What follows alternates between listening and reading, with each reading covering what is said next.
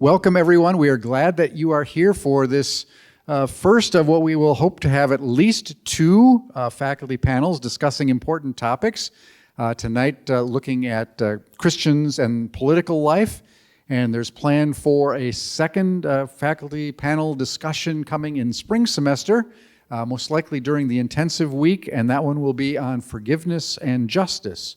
So we're excited about these opportunities to hear from our faculty how to think about and understand these important topics. But there's a lot of political tensions in the U.S. Obviously, we're about a month or so away from our own election in the U.S., but there are tensions all over the world. So as we gather and we talk about these issues this evening, this isn't about what's going on in the U.S. right now. This is about how do we as Christians understand and engage in the political life wherever it is that we might be, whether it's here or in another country, another setting. So we're going to ask our panelists to help us understand how we should think about and engage politics as Christians, and especially as they bring to bear their areas of expertise, their areas of knowledge from where they sit and what they know. How do we engage and think about politics? So tonight is not going to be partisan. It's not about who you should vote for or what you should think. It's about how you should think, how we should understand, how we should engage. So we look forward to having our faculty members bring their expertise and help us understand this important topic. Now at this time, I want to turn the conversation over to our moderator, Dr. Danny Daley. He's going to be the moderator for this evening as we hear from our other panelists. Dr. Daley? Good afternoon to you all. Welcome to today's after-school program. As Jeff said, I'm here to moderate, and our goal at some point in the evening, after really going through quite a bit of discussion here with the panelists, is to hopefully open it up to a few questions. So as we move along, if there are things that start to pop in your mind that you are aching to ask, the goal would be to get to at least a few of those at the end. So just keep that stuff in mind, and we're really going to allow the flow of the discussion to decide maybe when or if we get to questions or how many, but I still think it's worth mentioning that we're probably going to get to them, so keep those in mind as we move along. I want to start by just introducing everyone. I think most of you probably know most of these fine people sitting up here with me, but some of you might be new to the campus and haven't taken a class from one of them, and especially those that are watching online. Maybe you are a new distance student and you haven't taken a class from one of them, so we'll start with introductions and then dive right in and hopefully maximize our time. So I'm going to start at the end over there. That is Professor Cory Willson, 2 L's. I don't know if that's worth mentioning or not. Yes, extra credit. And Professor Willson is the Jake and Betsy Tolles Professor of Missiology, World Christianity, and Public Theology. And then next to him is Karin Maag, who is the Director of the Meter Center for Calvin Studies and Professor of History of Christianity and Co-Director of the THM program. And then this is Gary Burge, who is Adjunct Professor of New Testament and was Professor of New Testament at Wheaton for like 25 years or something, right, before you came here. And then this is Matt Tuininga, who is Professor of Christian Ethics and History of Christianity. And so essentially the goal mostly is for everyone to have an opportunity to speak into these issues of faith and politics from their own expertises, which is really the benefit of having people with such diverse ranges of expertises, is to be able to answer it from those perspectives. But at the same time, other than keeping it nonpartisan, the goal here isn't also to put too many barriers on them as they seek to answer the questions. We really obviously hope to just hear from them within their own expertises. And in light of that, I want to start with our first question, which I think is an important one because it's based on the definition of terms. So when we think about politics, even defining the word politics is quite important because often people talk past one another by simply thinking about the terminology and what it refers to in different ways. So you might have some people who think about politics as anything that's front-facing, any sort of public behavior is political. Feeding the poor to some is a political act. Calvin's prison initiative to some people might be an overtly political act. There are others who might look for more precise definitions, maybe something like statecraft in particular. Maybe for them politics is just as it refers to government. And there are many other possible ways maybe to define it. So without leading you any more than that, I'm just interested when you think about the topic, even from the perspective of politics, how might you define it within your own area of expertise or the way that you think about it and process these kinds of questions that we're going to get to. So we'll start on the end with Cory. And by the way, not everyone's necessarily going to answer every question, but for the first one, I think it'd be good to hear from everybody. Starting with me, okay. Yeah. Okay. I thought we were starting with Matt and coming the way down, but that's all right. That way you could borrow everybody's answer. Yeah, I was going to say what Matt said. No. So to be honest, like I'm the worst person to start with here because I enter into these conversations, and I don't function off of a real strict set of norming definitions. That's not to say I don't have a theology, but I'm just used to entering into conversations where how do people think about these things? And so what I have the theology would mean for me that I would be committed to would be that Jesus' lordship has claim over every facet, every sphere of life.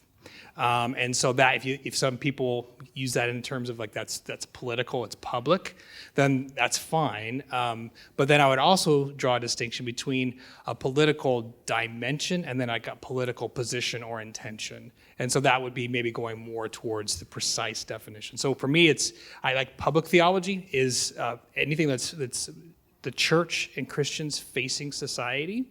And then personally, if I had to choose, I'd say politics is more around the statecraft questions, but I can go either way. It's just more of the theology then and how do I push, because there's a lot of dualisms that pop up that I'm more concerned about than trying to, set the definition of terms in that regard. Not that I don't care, it's just each conversation is so different that I find myself in and different corners. And for some Christian communities, I'm like, you really need to understand that like your actions, your discipleship have public consequences. And so like letting the conversation you're having with an individual set the tone for how you define the terms, and it's going to change from one conversation. Yeah, and that's a very different question, probably because I don't have the luxury of like teaching a class on this in terms of like, oh, here's the definitions, and in a deductive way. So yeah. All right, so I'll be talking primarily from the vantage point of my discipline, which is Reformation Studies. So I'm not going to be talking so much about what I think, but more about what the people that I study thought, if that makes sense. So for them, when you talk about politics, you are talking very much about the relations with what they might call the state. That could be a monarch, that could be a magistrate, that could be some kind of local power, and that's where they would think that the realm of politics is involved, is how does the church, most of the early modern period does not think individually, they tend to think more collectively, so more the church rather than individual Christians, and then how does that body relate to the power of the civil authorities. And that's, I think, how I would work with it, at least for tonight. Yeah, so the funny thing about me is that when I was an undergraduate, I was a political science major, and my career goal was to go into law and politics, and I don't know how quite I got into New Testament studies. There's a story there somewhere. For me, so I've read political science all my entire career. I still do, and so I'm really deeply fascinated with it. So when I think about what is politics, I think of it as how we orchestrate our civic engagement. That's what it is, how we orchestrate our civic engagement together. The word comes from polis in Greek, just basically a city. It's a gathering of people, and you have to live in that gathering. And whenever you live, you have to make choices, and your values will enter into your choices. So when you orchestrate that civic engagement, certain priorities are going to come about. Let me illustrate. How you collect garbage is a political act.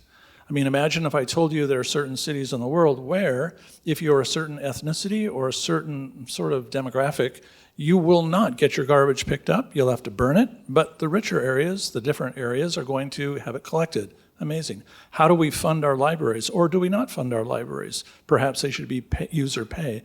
Well, that's going to be a political act, all the way to the top, to how we make our tax codes. So in other words, what values are we going to put into our tax codes? That's going to determine what kind of civic engagement that we're going to have together. So I think the idea that somehow I can live an apolitical life or somehow I'm going to avoid politics, absolutely impossible. You'd have to live in a tree or a mountaintop somewhere.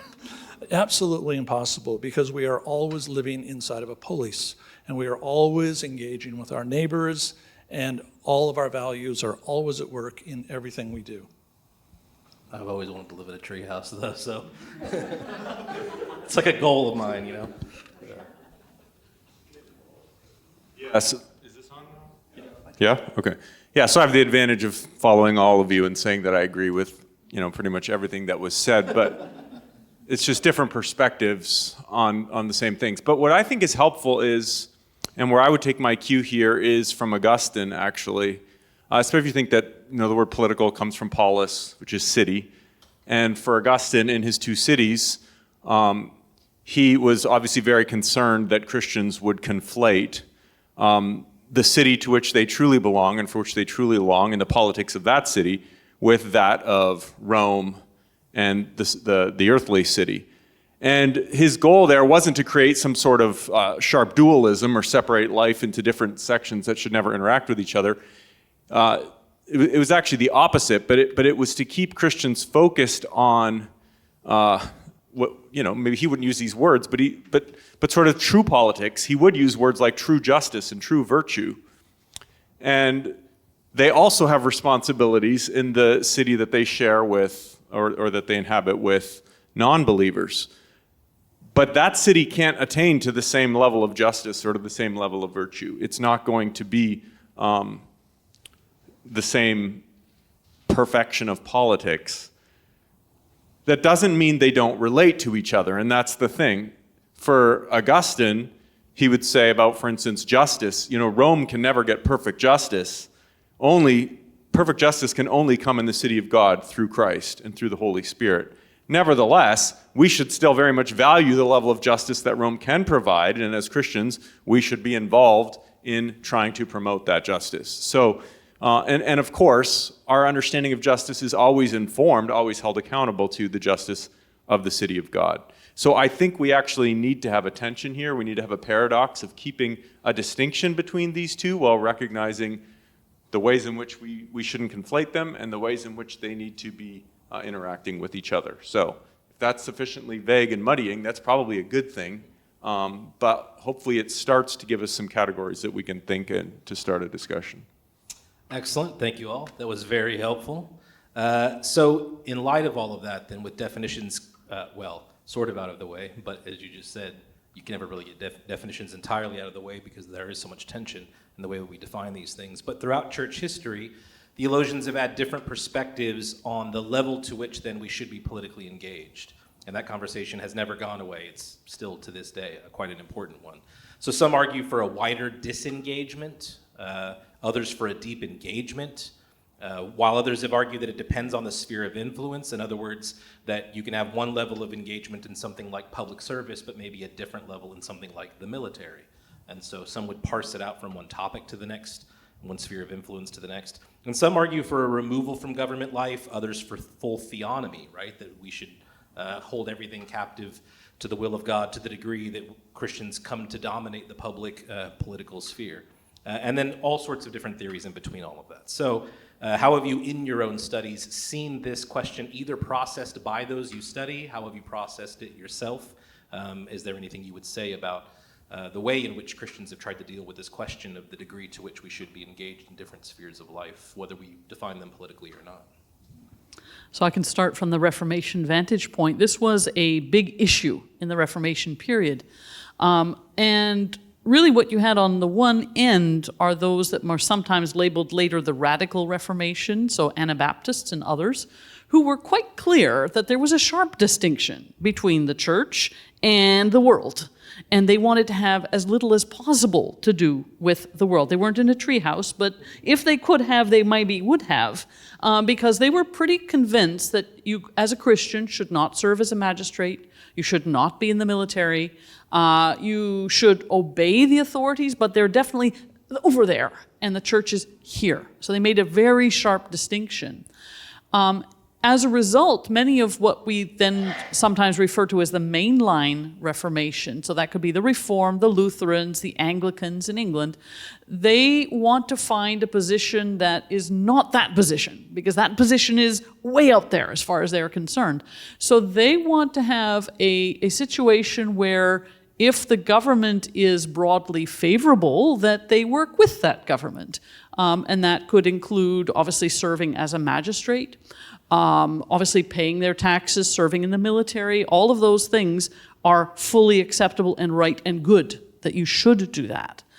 So there are conflicts that arose because of the very complex situation of the Reformation, where people were almost having tensions between different sections of the Christian faith, and as a result coming to different answers about how you should relate to political authorities.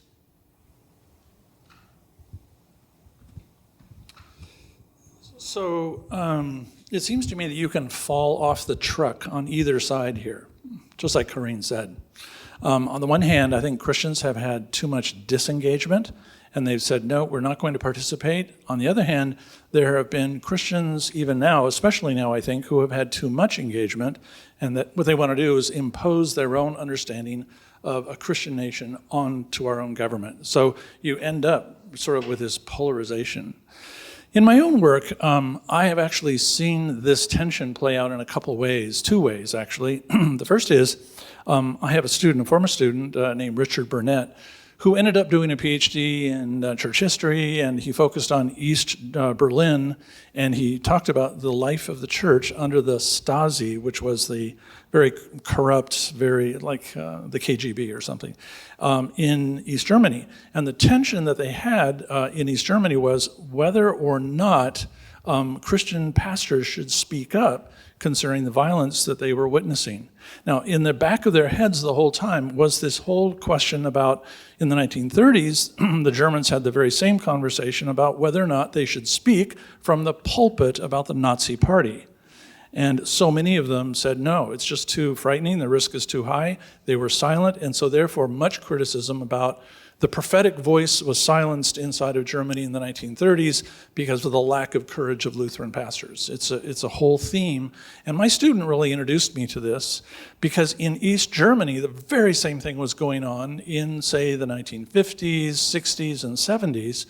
And he worked on one man named Christian Führer, who was a really inspiring figure inside of East Berlin because he was willing from his church to call out the violence that was going on inside of the society.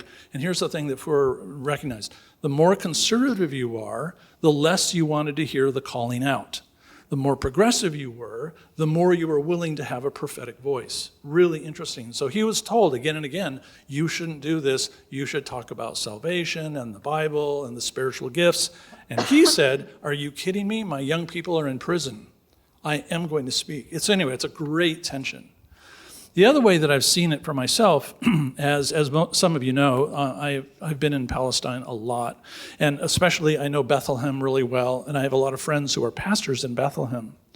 Older generation, many of the evangelical Protestants in Bethlehem, they have been formed by American evangelicals, and they're all now in their 50s and 60s and 70s. And so therefore, as they're living under the Israeli occupation, they have an inner voice that says, I can't talk about it. My youth group has been arrested. I can't talk about it in church. We will just pray for them. Anyway, the younger generation who are in their 20s and 30s and 40s, they are tired of this. They've left the churches. They've said, my pastor won't speak to the issues that are necessary to address. And this younger generation simply says, we're going to call out our occupation in the name of Christ.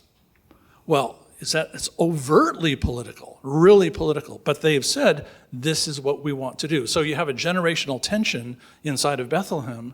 Do you simply pray for your high school group as they are in prison, or do you call it out and you network and you condemn it from the pulpit? It's a really interesting tension, and I've heard conversations going on in the same room. People going back and forth, and it's fascinating. So I think it's a timeless thing. How much engagement? We live in a really comfortable society here where maybe we don't have to think as carefully about the risks or the necessity of speaking out. But if we were in other places in the world, this would seem like a much more pressing issue for us. Yeah, the problem with all these questions is there's so many dimensions of them, and if you talk about one, you're not talking about another that you need to also talk about. And I had meant to do this earlier, but before I say my more serious comment, I do want to give a shout out to Jimmy Carter today because it is his 100th birthday. He's a former professor at Emory, where I got my PhD, also from Georgia, where I lived. He was elected by beating a sitting president from Michigan, where I live now. But he's the first president ever to live to 100 years old, and he was a man who definitely was guided by his faith, and I've heard him in person testify to that. So whatever we think about his politics or his policy, I just think it's worth an acknowledgement that it is his 100th birthday today. So to the question itself. I think that sometimes we sit and we, should a pastor speak or not, which is a separate question from should a Christian speak or not, or even should the pastor as a Christian speak or not. But the problem is, it all depends what the pastor's going to say. So very often, a pastor speaks up because they think, I should be speaking up and testifying, and what they're saying is really problematic. And that's one of my concerns, is that way more often than not, when I hear a pastor get all prophetic in the pulpit, I think he is saying things that are harmful. Or she, though it's usually been he's. So I think it helps to, again, make some distinctions. So what a pastor does from the pulpit when they're speaking in the name of Christ should be much, much more careful. Calvin would say, everything they say is bound up within the word. It should be much more careful than what that same pastor might say outside of the pulpit, when they say, hey, I'm speaking as a Christian, as a citizen.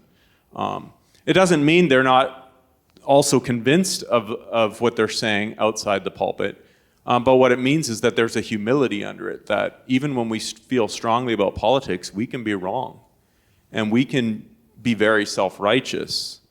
And so I think, I like to talk about Kuyper's distinction between church's institution, church's organism, though I don't describe it the exact way that he does.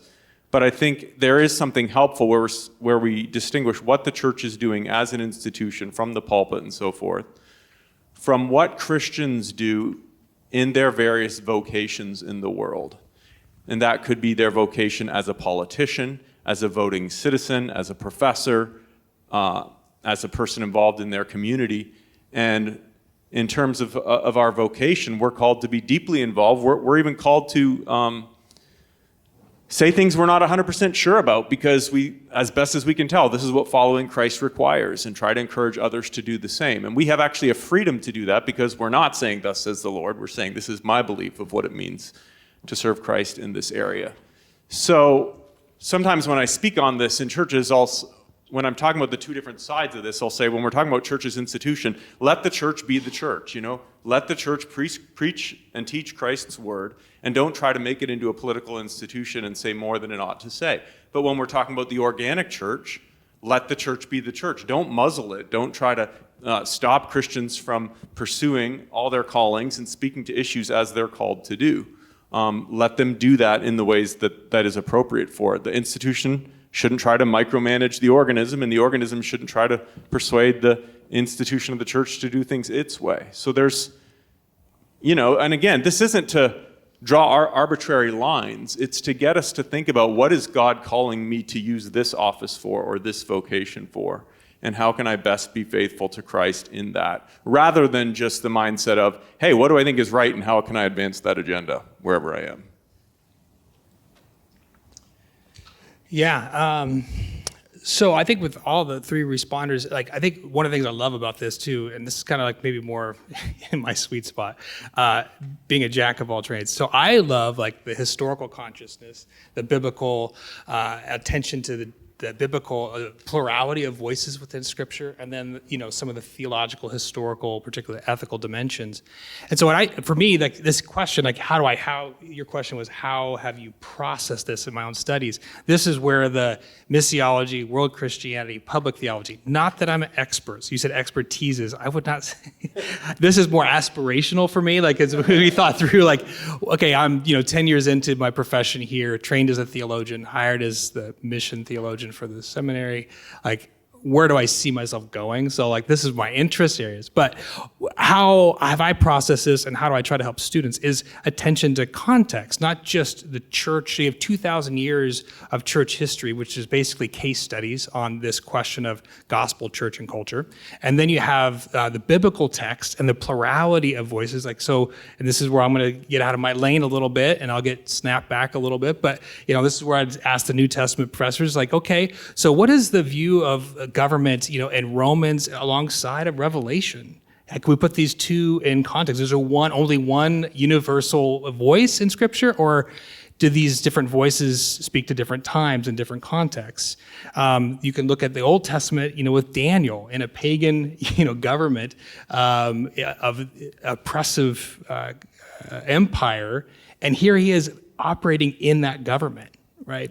So one of the things is attending to the context there, but also our context today. So if you are in an unregistered church in China, that's a very, I love Kuyper, but his theology was written out of a very different context, and he had the luxury of being able to parse, like, okay, I'm going to be a professor here, and I'm going to be a pastor, and I'm going to set off my ministerial credentials, and I'm going to be the prime minister. That's very different, and your ability to engage in these things, and so it's marrying the context that you're in, and how does the historical, biblical, ethical imagination of the church community throughout history help us think about context and think about our context.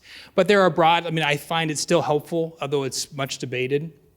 Richard Niebuhr's Christ and Culture motif, Christ of culture, which is basically like a synthesis. In relativism, like you syncretize into the culture. Christ against culture, which is what Professor Maag mentioned, and that is like withdrawal, like there's nothing to do. The line between sin and grace is the line between the church and the world. And then there's mediating positions in between. I actually find that his historical examples people dispute those, but those different attitudes towards culture are still very helpful, thinking in terms of diagnosing your own community. What did could you participate in Halloween or not? Or was it off limits, right? All the way down to a micro scale, all the way to, yes, these questions around how you vote, what is I grew up in a church where focus on the family, they gave us a printout on how to vote, and the church passed it out. Yeah. So, so there's just a range. So these Christ and culture motifs I find helpful. I think that, but what I find that actually the most helpful is actually Andy Crouch, what he does with this, and that is he moves it off of, he says those different motifs of Niebuhr are helpful. The problem is when they become an overarching posture, that this is your default. So a posture, if you have a bad posture, you can't really move very well. You always move in the same way. He says we actually need to have different gestures. So what is a posture that allows me to gesture in different ways? And so at times, there's certain times where I can say, yes, I'm going to engage in this, this part of culture. There's other parts I'm going to actually say no to, right? There's other parts that I'm going to be able to copy. So he does critique, consume, copy, and create, right? And his goal is to help us think about how do you create new culture to displace the old if you don't like it. So that would be, if you talk around the area of politics and how we engage in public life, it's not sufficient. Like culture never changes because, one of us up here writes a brilliant critique of whatever position. Culture changes when you offer and create something compelling that people buy into and they participate in that way.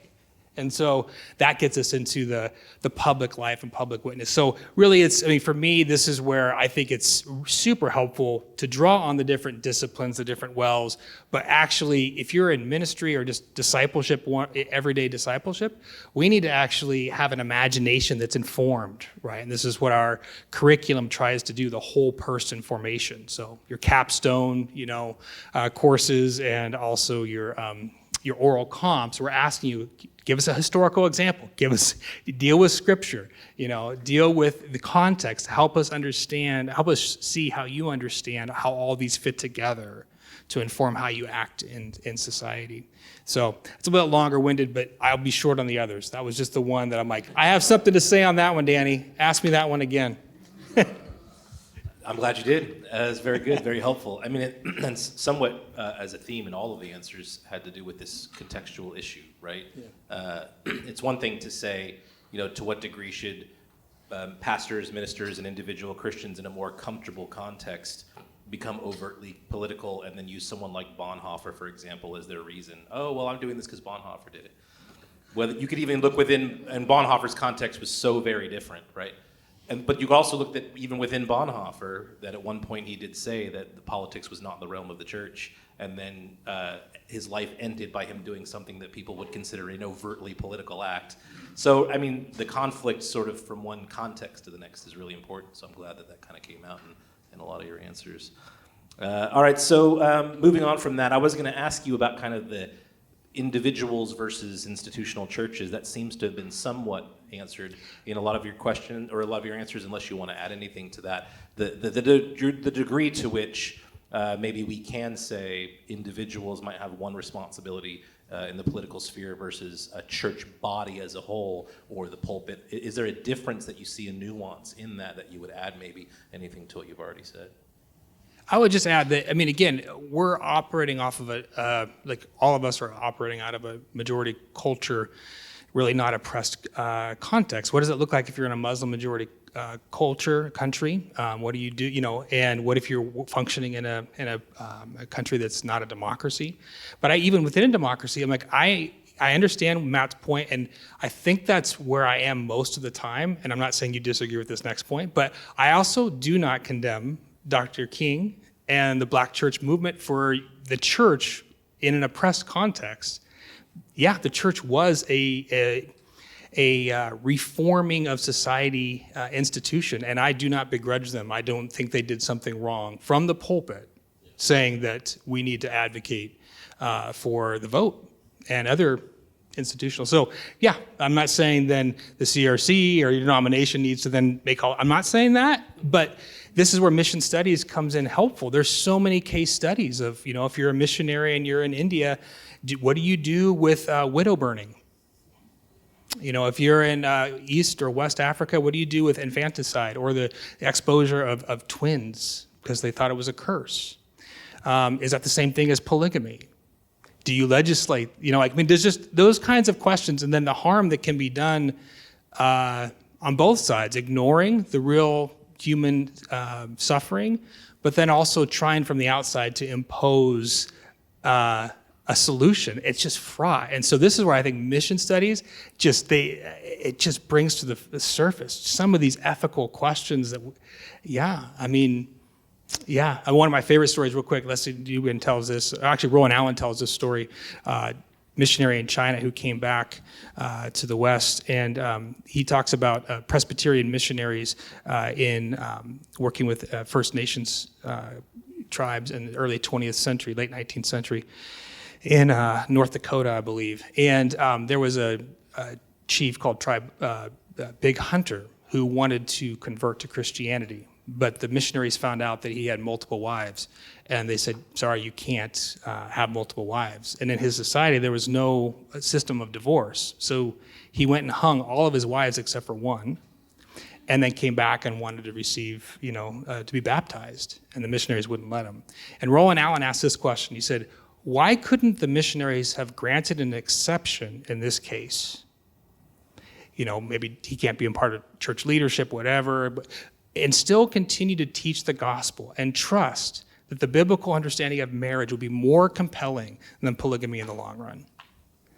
And I don't know that that's the right answer. I'm not a woman, and I'm not in a polygamous society, so I'm not going to say that solves it. But that question, I think, is helpful for us to get inside of some of these, there are exceptions.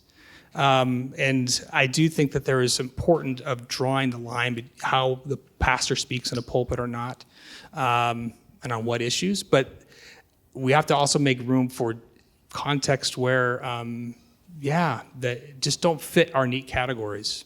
So, Sorry for the long answer. I would just like to ask, just set up kind of a case study here. So I started off by talking about my former student, Richard, who worked on East Berlin. So I've read a lot about East Berlin. Let me just fill you in a little. So from the end of World War II, 1945, until the fall of the Berlin Wall, 89, East Germany was a mess. Very much, very, very hard, very dangerous to live there.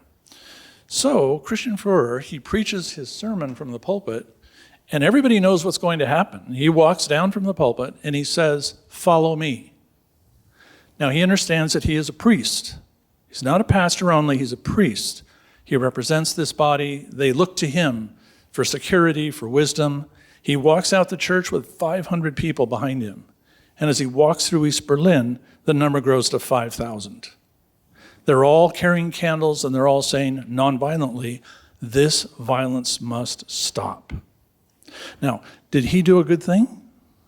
He's famous for doing this, and he was the inspiration that fed into the thinking of Martin Luther King Jr., who said, as a pastor, we need to, as he said in his letter from a Birmingham jail, we need to act against injustice and we have to go to the streets.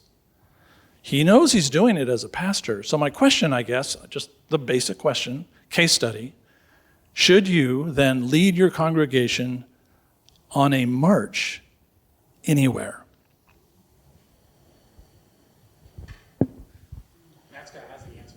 Yeah.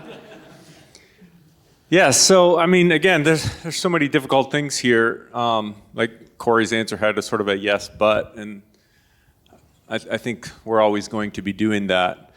I think it's very easy to come up with the compelling historical antidote, like the people that everyone thinks of as a hero, and say, see what they did, how can that be wrong? You know, I dare you to criticize it, sort of thing.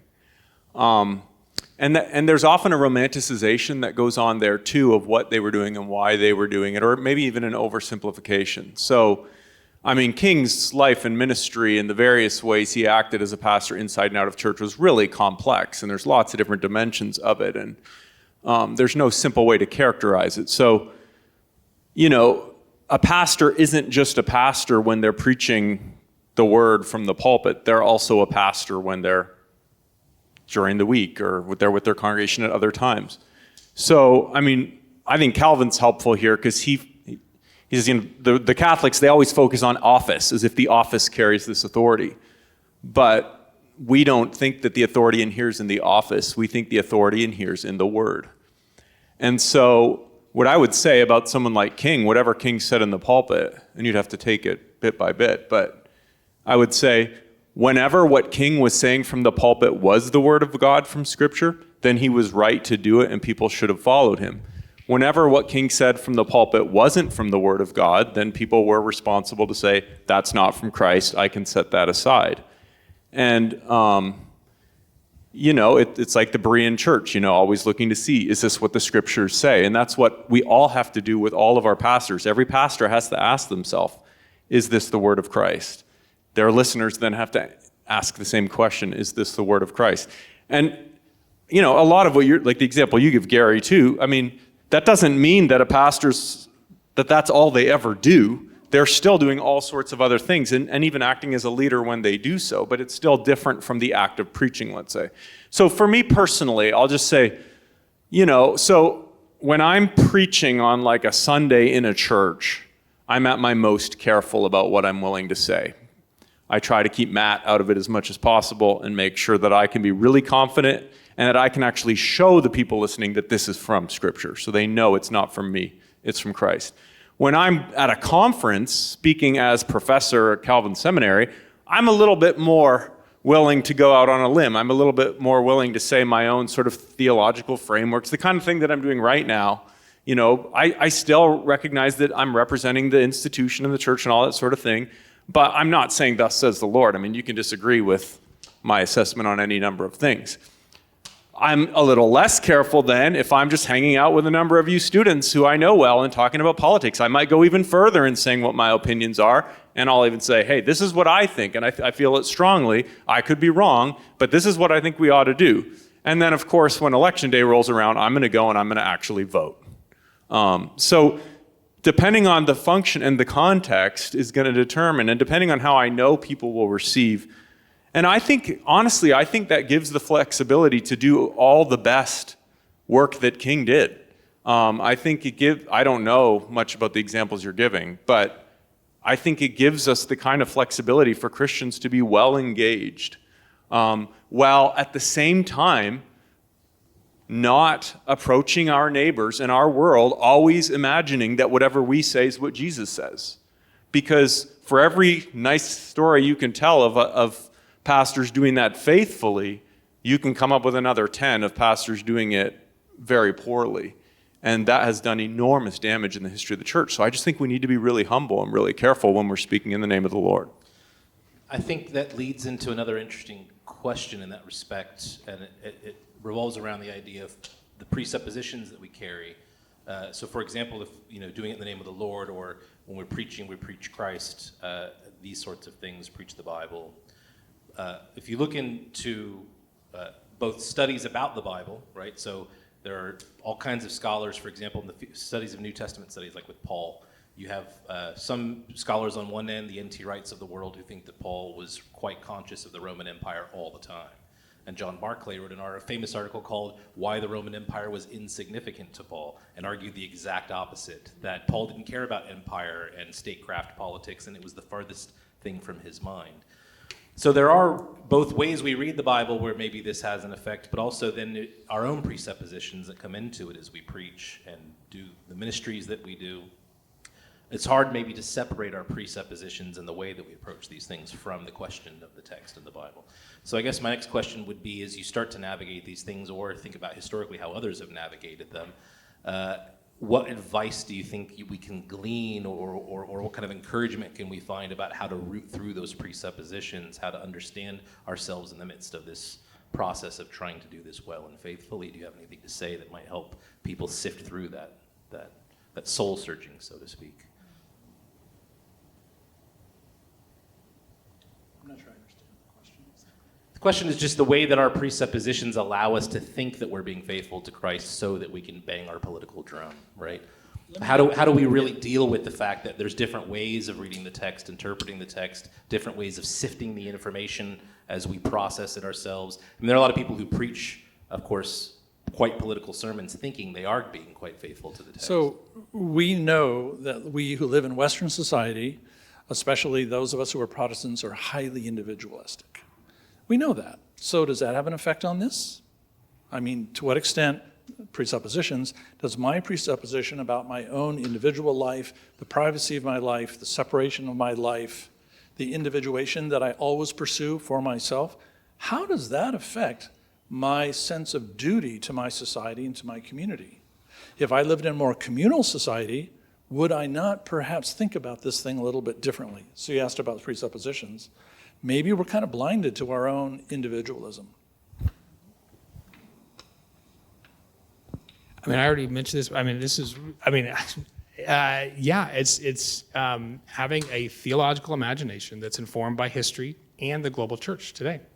So, and just understanding that this isn't, how how are you going to find out about your being an individualist when you read through historical, like having good church history professors and authors and spending time, not just seeing it as boring of knowing the dates and knowing, the creeds and then knowing the heretics. Those are fine. You need to know that. But understand the context in which they were coming and understand the ways in which the theology that was written was, so it's basically historical consciousness. And then also, looking at Matt, we could go on and on. I don't want to, but I just think that, yeah, totally.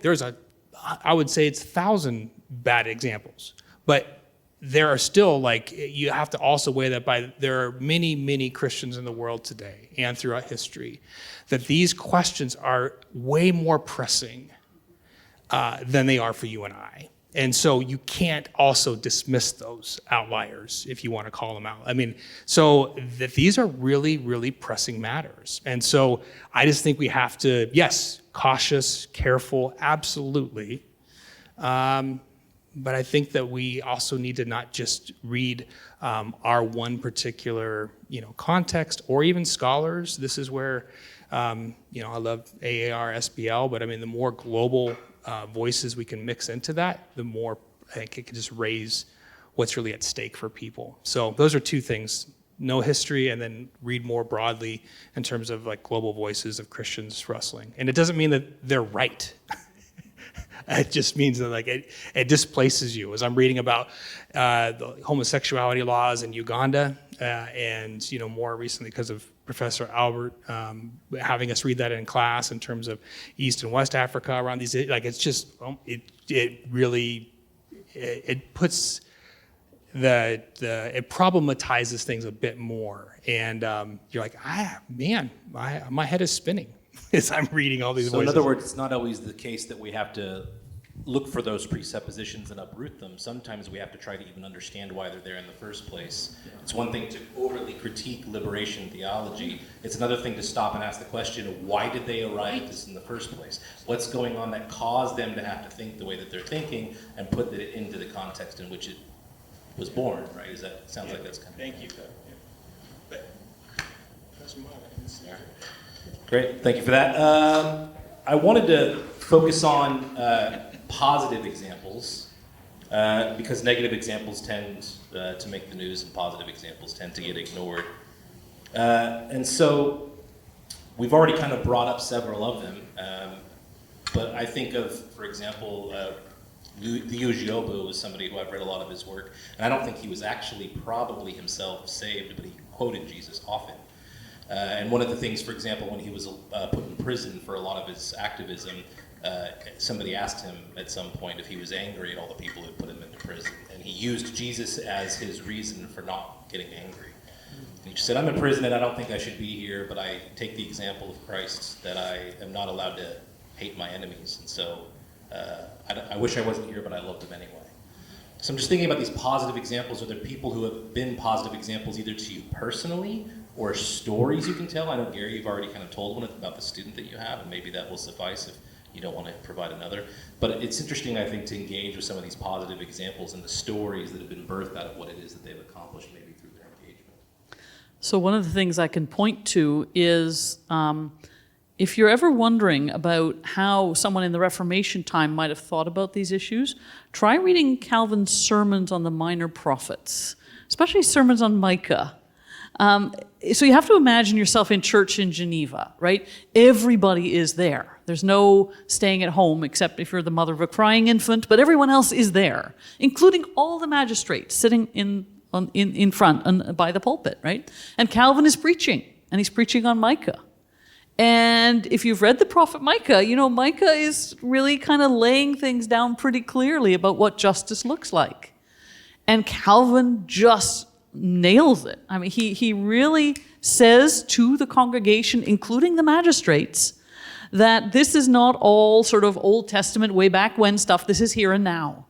And he doesn't quite name the people from the pulpit, but it gets pretty close. He says, in the Genevan marketplace, there is cheating going on, right? People are putting their thumb on the scales when they're weighing the meat and cheating the poor out of their purchases. He is just very clear, and he says it's on everybody, and he nails the magistrates as much as he nails the congregation as a whole, and he puts it forward as this is God's demand. This is what God calls us to. And I find that really quite inspiring, right? Because the pastors were paid their salaries by those very same magistrates. Those are the guys who sign the checks that Calvin gets his pay from, and he is not going to let them off. He's not going to say, but we're going to be very nice because these are the men that pay my salary. Nope. He lays it out front and center, and I find that really quite inspiring, right? That he was going to preach what he understood God's message was without fear or favor, including in a situation that could be personally quite difficult for him. And there were cases where Calvin and other pastors after Sunday worship were called in by the magistrates and asked to explain themselves, right? The magistrates want to know, well, what did you think you were doing there, right? So church in Geneva was definitely not boring. I can tell you. It's an exciting place. And really this sense of commitment to what you understand God's will is, including in terms of justice, was very strong. Yeah, I would agree to point to Calvin. I mean, he's probably influenced me more than any other person. Obviously, I did my dissertation on him. So, and I think part of why what Karin's talking about was so powerful is just because Calvin was so evidently such a servant of the word. And he showed that what he was saying was coming from the prophets, and that not only did he have the right to say that, but he had to say that. He'd be failing in his calling if he didn't. So I think, there's a caution that comes when you're going to preach the word, but there's also you had better preach what the word says, because you're just as accountable for your silence as for your overreach. And it's just interesting, you asked the question. I'm always bad at answering questions about like recommended people and all that. My son hates this because my son, he's 15, so he's always asking, was this person good or bad? And I'm like, well, it's not that simple. I mean, this thing that they did was really good. This thing wasn't so good. Calvin is like, I like almost everything Calvin says about political theology. I don't agree with all his conclusions about it. We don't need to go into that. But, same with someone like King. Like I just watched his I Have a Dream speech with my girls, because I teach them history for homeschooling, and I had them watch the second half of that speech, and it's hard to watch that speech without getting emotional, because the truth that's in it is so powerful. He also mentions two of the places I've lived in it, which kind of always brings it home for me. But at the same time, there's things that King did in later years that I think he was just very misguided about the way he talked about economics and poverty and the precise relationship and all that. And that's fine. I mean, none of us are going to get it all right all the time. And so I think it's rather than give the church heroes to follow, we need that, but we just need to remember that except for Christ, we're all flawed. And you're going to be able to point to every single person, every pastor, every leader, and see signs of failure as well as signs of success. So it's sort of like, follow me insofar as I follow Christ, but constantly be assessing, am I following Christ? Well, I like Calvin and stuff. But I'm not sure we do such a great job in the Reformed tradition on this issue, just saying. For me, the Mennonites have it hands down. And I think my mentors in this whole thing are Mennonites. I think if like in John 3, I could be born again, I'd be born a Mennonite. I mean, they're courageous and they're peacemakers. I run into them in two places, in Uruguay, and I run into them in a city called Hebron. I'll explain them both. Uruguay has a huge issue with child sex trafficking. And so therefore, amazing, these guys are down there doing just remarkable things, not just giving refuge to the girls, and boys, by the way, but they're actually involved in calling out those systems that perpetrate this kind of stuff. I was very impressed. But probably the most impressive moment that I've ever had is with Mennonites in a city called Hebron in the Southwest Bank. So I was there in Hebron, and I decided to go by myself. I was hanging out with the Mennonites because I wanted to know exactly how they have a huge presence there. Half of them are 80 years old. It's really remarkable. They say, we don't have anything to lose, so we're just going to do this. It's really amazing. Mennonites, after 70, have these incredible justice lives. So I was walking around with a group of Mennonites inside of Hebron, and I saw this horrible scene. It was a Jeep, an Israeli Jeep, and this Palestinian teenager, about 15, 14 years old, had been picked up bodily by the soldiers and thrown against the Jeep, and I heard his body splat. I don't know if you've heard a body splat against steel before, but it's really disturbing. It crumpled, he fell on the ground. It was amazing. I'm standing there with a little team of Mennonites, and I think they all noticed that I couldn't handle it. I wanted to jump into it and wave around my American passport and say, you can't do this. And the Mennonites said, I remember one of them just grabbed my arms and said, stay put. And the Mennonites just came up to the scene. They have big red armbands, obnoxious red hats. That's so they won't get shot. And they all just stood there. Everybody knows they're a Christian. They've got a Christian symbol on side of, that's the Mennonite symbol. And they just stand there, peacemakers. And they were just standing, witnessing, just watching. And the stare of 10 people just broke these horrible soldiers. And I thought to myself, I'm witnessing something. It was like being mentored. I thought they were active. They were doing stuff. It was nonviolent. They were courageous. And in the name of Christ, they were putting forth a testimony inside of that moment, inside of that space. And I said, that's got to be the way it's done. So I do love Calvin, honest. But the Mennonites, they've got the courage and the perception, the wisdom to do this around the world. And I think we can always look to them for leadership. All right, I'd like to get to, we have just 2 more questions that I've got pre-prepared, and then I want to be able to spend some time opening it up. And the second of mine, I think, is going to be quite quick. So we're almost to the end of the pre-prepared questions, so we'll definitely have time for yours. When we think about political engagement, we think about the tension, the anger, the way in which we tend to lose ourselves as we speak to one another, the debates over whether social media exasperates this problem. But I was sort of watching a debate between 2 friends of mine who were quite angry with one another. And one of them pulled out this sort of typical card that gets pulled out a lot. He said, well, it's okay if we debate and disagree and be friends. You know, you're going too far with the way that you're speaking to me. We should be able to be friends and disagree.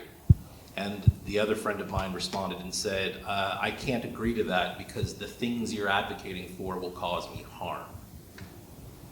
So I guess this second to last question, last main question that I have for you is that even though we have, say, the fruit of the Spirit and we have the Beatitudes and these ways that Jesus very explicitly tries to teach us and instruct us to be loving and patient and kind and charitable to one another, is there space for understanding maybe that posture?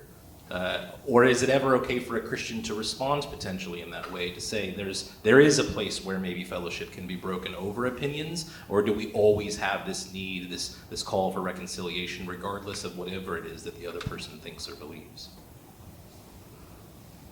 In other words, is there ever a time to disassociate from someone because of politics? Oh, yeah.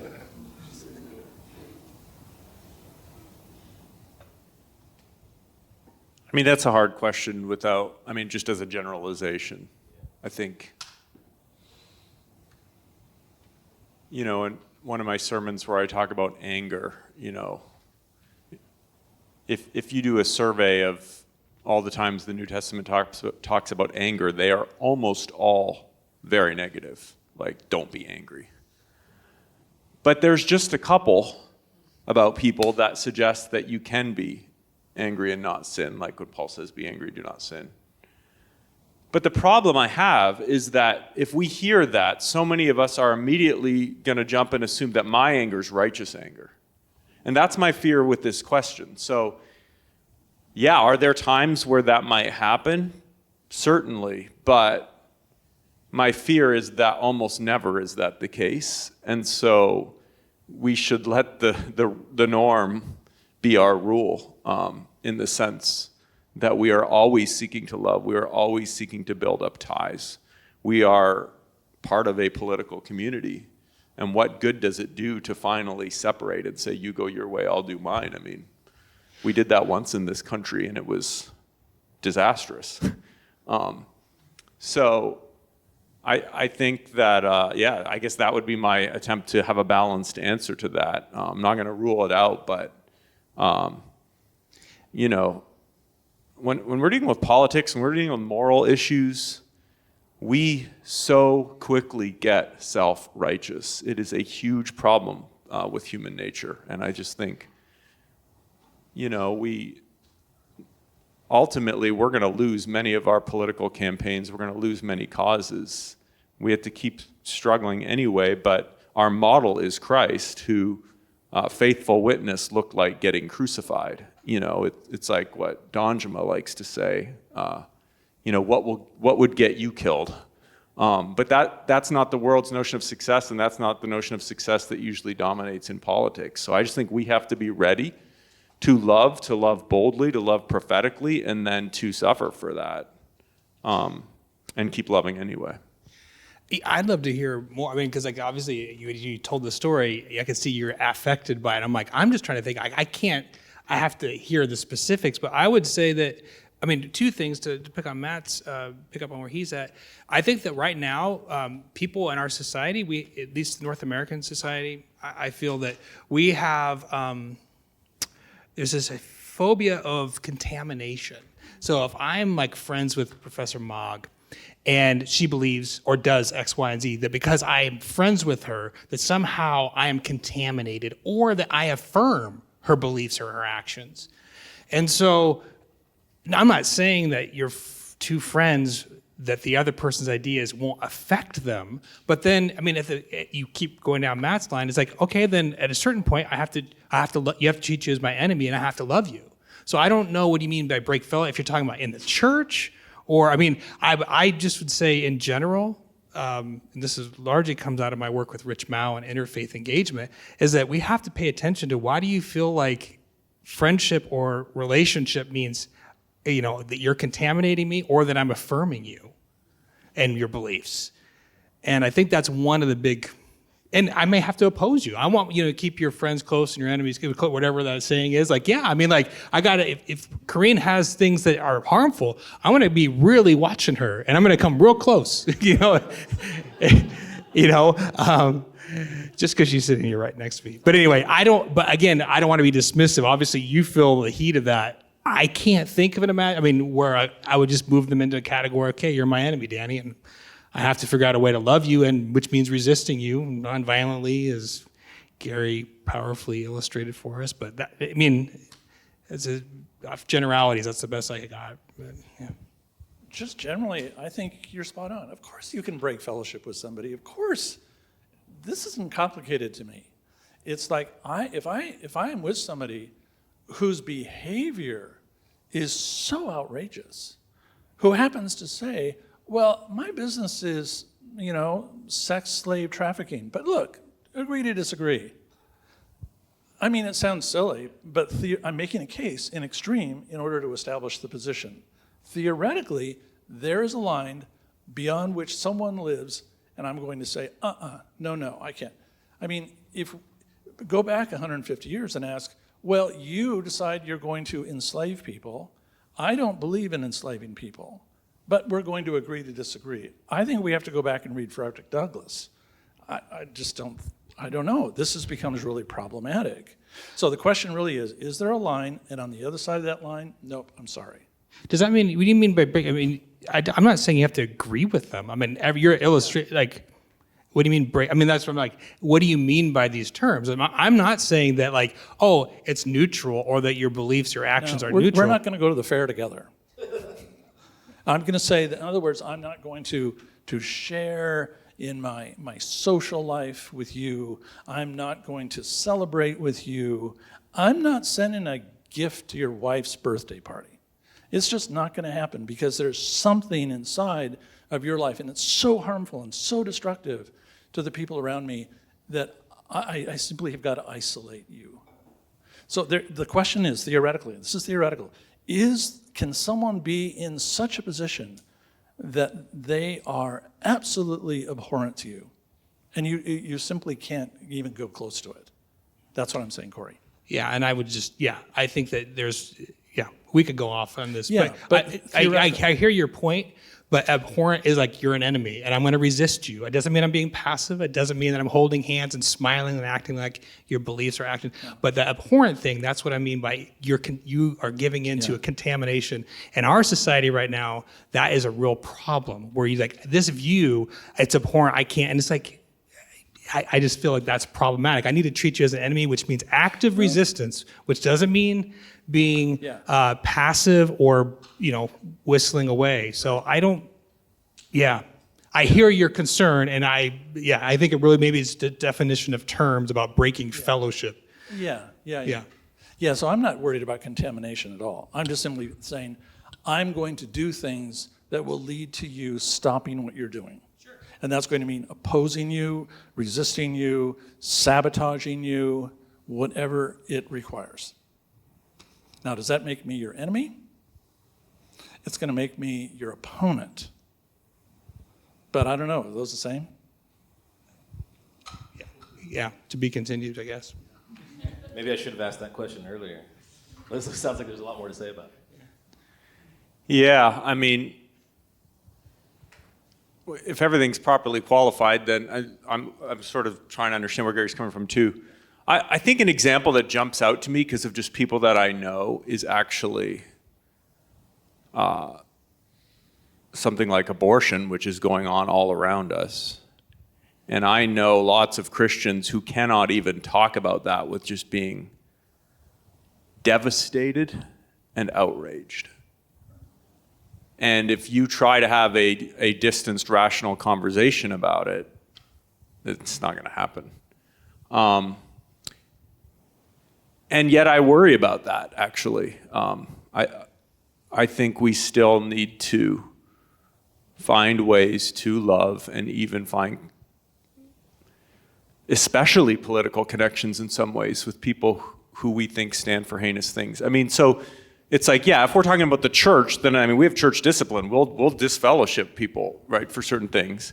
If we're talking about like a close personal friendship, we don't have to be best friends with everybody.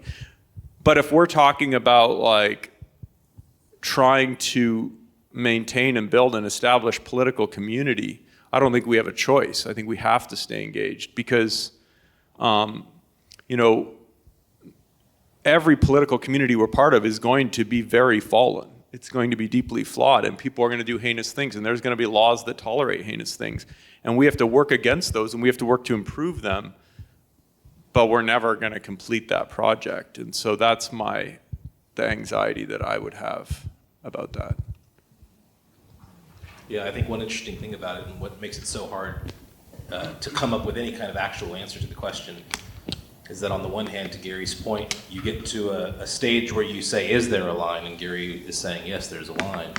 But I think what I hear both Matt and Cory saying is that there's also a degree to which in our society where we draw that line in a place where it becomes the default, to just default to outrage every time, and then break fellowship with you. You're not cool, you're not cool, you're cool, you're not cool, you're not, right?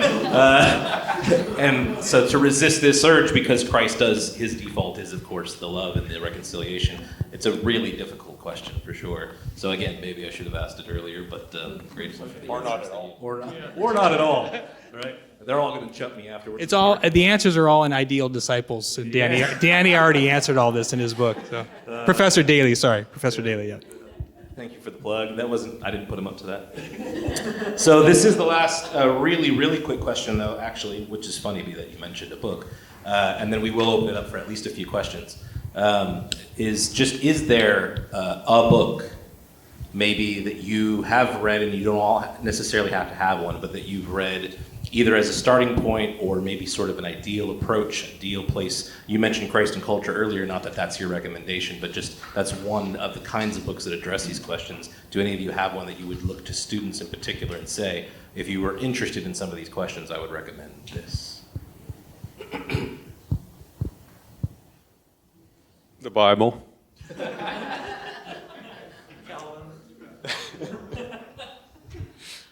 There's actually an interesting study done by a scholar called Philip Benedict on the situation of the Huguenots in France at the time of the religious wars.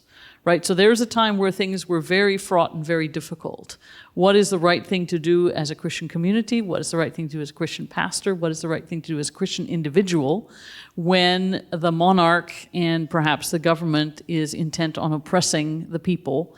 And is resistance possible, and under what conditions?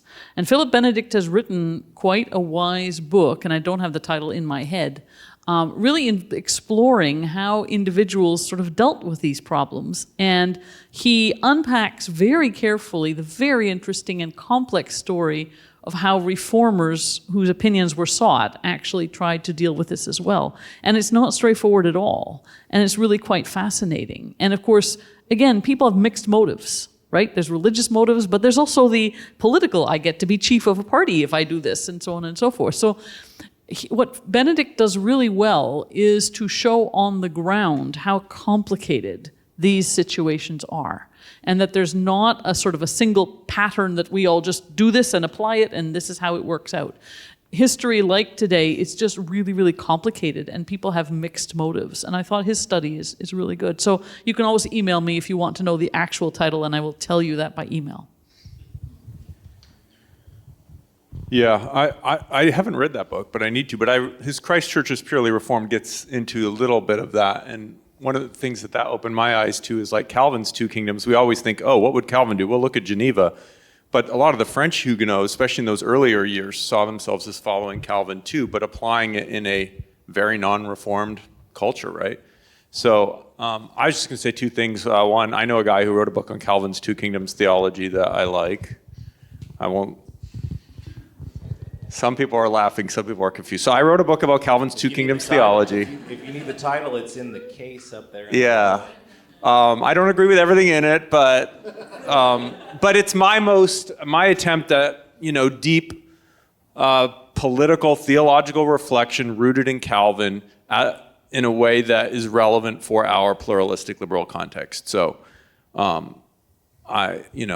that's one thing, obviously. But another book, and I always have trouble recommending books because I always disagree with stuff in them, even if I really liked aspects of them. But David Van Drunen wrote a book called After Christendom, and I probably disagree with about a third of it. But the other 2/3 I just find super stimulating because he is trained as a lawyer and a theologian. He knows the tradition reasonably well. And he is wrestling in a sort of non-combative way with what does it look like for Christians to actually engage in matters of law and so forth. So he'll get into things like what gives laws authority? Like, where does that come from? And how should we relate to them? What about laws that are on the books but not really enforced? And a stance that is after Christendom. It's not assuming that we're in a Christian society where everything is going to go our way or everything's going to be rooted in explicitly Christian values, and yet he's still trying to show, and yet we have a lot in common with our non-Christian neighbors, way more than we even think, because we tend to focus on the controversial issues or the conflict areas, and then we actually forget so much that we have in common with all sorts of people. So that's a book that I think is worth reading too. I'm just looking at the clock. We don't have much time for students, so. All right. Yeah, so we will open up for questions.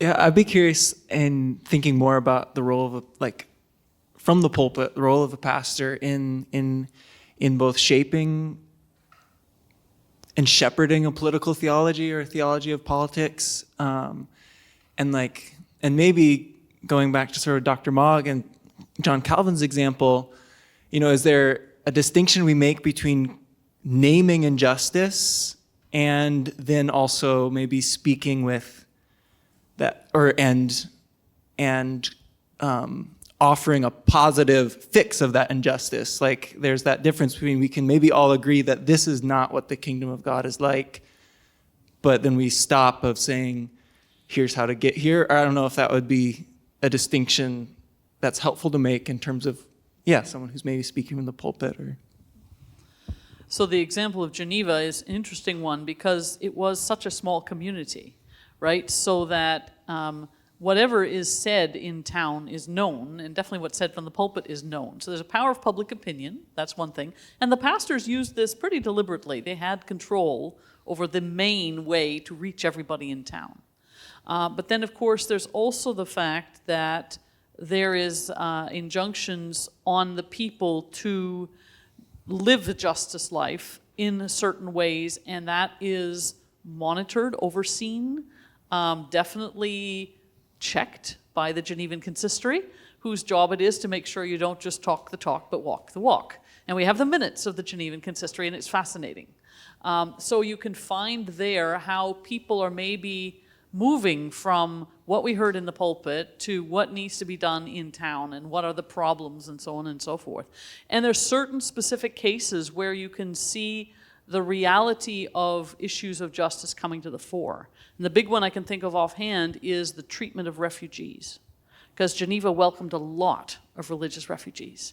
And the pulpit message is they should be welcomed, but the practice is very different. Because there's a lot of Genevans who say, okay, yeah, great, there are co-religionaries and that's wonderful, but there are way too many of them. And they come and they take our jobs and they fill our houses and we don't have what we need anymore and we don't like it.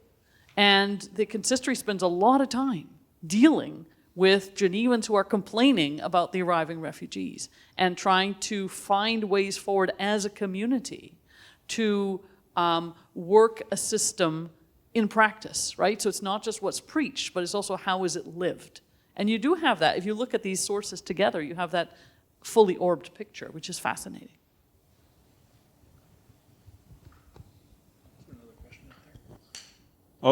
There's an essay, actually I think I've made you read this essay before, so I don't know why I'm saying this to you, but by Paul Ramsey, Who Speaks for the Church. I forget if he wrote in the 60s or the 70s, but he says, why is, you look at a church and it's basically saying all the same things as a particular political party.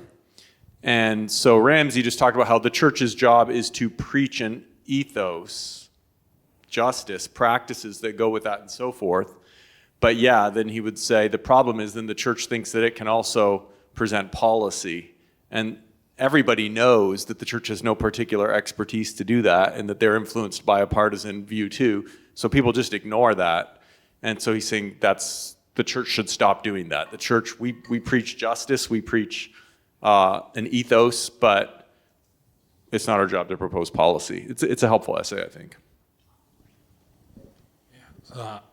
So first, thank you for sharing with us your thoughts. And secondly, I'm from Brazil, and I think that the political situation in Brazil is very like here, the U.S.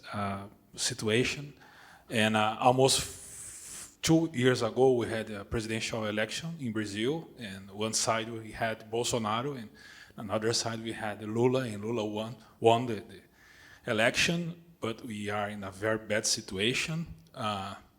My question is how can we help our countries as a reformer and reform of the church to deal with this situation like in Brazil and here in a very practical way? How can we do that?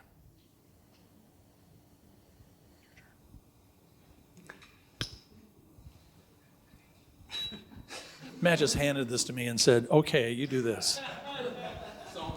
It's really hard. I mean, it's very hard. And here's one place where I'm confused. I hear pastors often say, Christians say, what we should do is then just be proclaiming values or ethics inside of the church. We should then be saying, this is what ought to be true. So we're going to proclaim kingdom values to our public society, right? And therefore, hopefully, some of that's going to seep in, and then it's going to change how people vote and behave and all that kind of thing. Yeah. I don't know. I mean, I don't know if you can do something like that in a neutral way, because people are going to hear politics in it right away. There is a document that was just published in the last week. It's sort of not evangelical, but a Christian document on what we can expect from our politicians. There are about hundreds of people have signed it. I signed it, and I'm sure some of these guys did too. It's signed by all kinds of people. You can sign it today. Anyway, but as you read through, these are just really basic, generic kind of values. But when you begin sort of getting specific about certain values, everybody can figure out what you're really talking about. Now, let me just take a risk here and break the rule for a minute. We should not expect our political leaders to make up crazy stories about immigrants eating dogs and cats. Sorry, I sort of broke a rule right there. But if I say that that is a value, an ethical value of some kind for myself, and I just make that on a list of some kind, eventually people are going to look at your list and they're going to say, oh, I know exactly what they're talking about. You've now gone political. So how do you preach ethics, values from the pulpit and not have somebody actually interpret those as political gestures? Very difficult thing to do. So what I think we end up doing is backing off and coming up with the most generic sort of, safe values that we can imagine. So at the least we should be able to proclaim into our societies what kingdom values look like, what Christ would expect from political leaders. Can you do that? I think somebody's going to say you've gone political.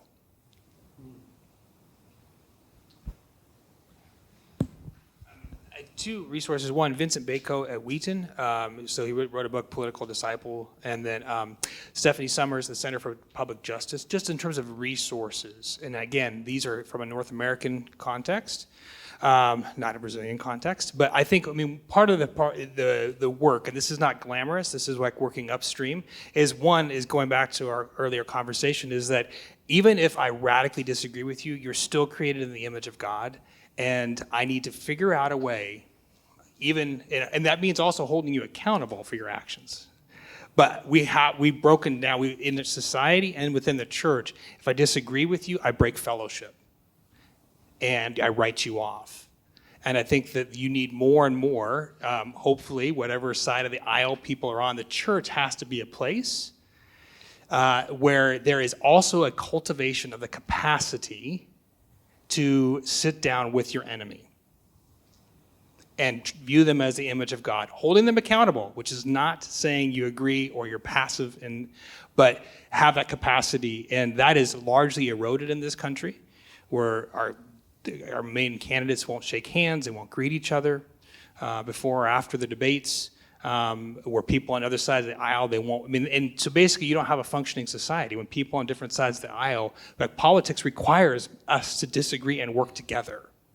And so it's not glamorous, it's not answering all the questions, but I think Center for Public Justice, Vincent Bacot, Richard Mao, they've all written on this, but that is at least a baseline area that I think that we've, in our society desperately needs that. Because I don't know in many institutions in society, other than the kitchen table, where you have to sit down after pounding each other like brothers and sisters, you have to actually have a civil meal together. I don't know of another institution that can do that. Maybe there are, but I think the church is very strategic. So thank you all, I gotta go. Give them all the hard questions. Have a good class. I'm not a panelist, but just to add, I do think that's worth considering. The very last thing Professor Willson said is there something that the church can provide society as it deals with these things that no one else can provide? I think that's a compelling question. So I'm not answering it, I'm just telling you I think it's a compelling question. Any other questions? Yeah, I have a question for you, Gary. It was queued up before you took the last one, so if he gets in trouble, either of you can help him out. Have you ever preached against the Palestinian injustices done against Palestinians? Have you ever done that? Or do you just save it for the prayers? I have been asked to preach on that. So I'm very careful. If those of you who don't know, so I'm active in this, I've written on this, et cetera, et cetera. So if I feel really compelled to address that, I will always clear it with the pastor in the room. Because I think it's his or her church. And so I want to be respectful with that. But I've got 3 or 4 really great sermons, ready to go, guns loaded.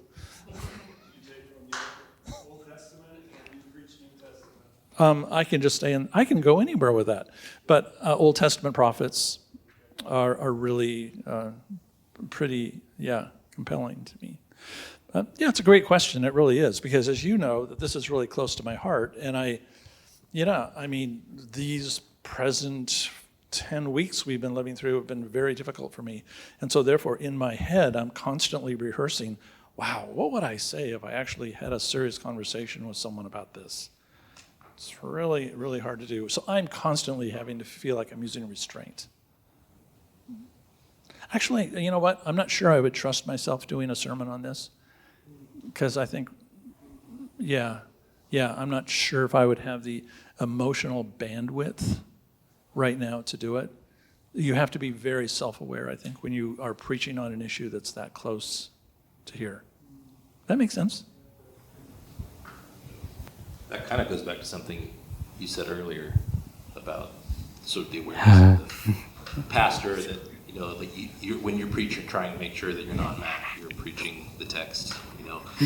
Adolf Schlatter, you probably have read this, Old New Testament scholar, used to say that, the job of all of our jobs when we do ministry or we write research papers or books or whatever it is that we do for the Lord, the goal is not to annihilate the self. You can't remove yourself entirely. But to Gary's point, if you can't trust yourself without annihilating the self, then maybe you also have to be self-aware enough to say, maybe I just won't touch this one for now until I can, be myself and still be myself in a wise way. So that's good wisdom there. Any other questions? To Dr. Burge, sorry again. Thank you all 4 of you. And Dr. Wilson is not here. You kind of, in your particular example of the Mennonites, they showed that they were silent yet very bold in their actions. But did they ever verbally speak out in their pulpit on injustice and say no is a no? Or did they at the end of the day seek reconciliation and be like what Dr. Wilson and Dr. Tuininga said, like, oh, let's just seek out Yeah, I get exactly what you're asking. Yeah, and they are eager to talk. They want to talk, but they read the situation one at a time. So when you're in a violent context, let me give you another example. So I was with them, and I just got out of the way because I didn't know what they were going to do. But it was like a bunch of Palestinians who were rock throwers, and then about a squad of Israelis, and they actually pulled their weapons down, and I could tell they were unlocking. So you can just hear the click, click, click, click, click, and you're like, oh man. And they very quietly just walked in the middle, and they just stood like this. And just the standing in silence was so powerful. Everybody walked away. They just backed off. They were willing to say, shoot us first. What? Anyway, but I asked him about this. I said, is this just kind of powerless? I mean, I want to go out and argue with somebody. And they said they look for opportunities. A bored soldier at a checkpoint who you walk by and you go, hey, you want a cigarette? you want, I got, bag of popcorn, and you go and you just hang there. And emotionally, they're in a different space. They're not aiming at anybody. They're bored, they're hanging out, and you say, hey, where do you live? Where are you from? Are you married? And you just end up becoming friends. That's what they look for. So if the door is closed, why have the conversation? They look for the door being open.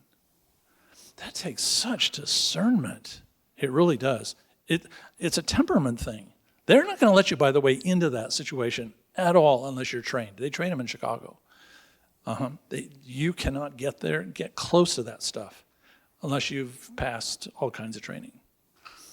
I just don't think probably most of us in this room would be qualified to stand in that situation. So anyhow, yes, they want to talk, they want to persuade, and before you know it, they'll be preaching the gospel. So I'm just going to quickly close because it is 6 and we have food to eat. First, just thank you for the panelists and Dr. Daley for moderating.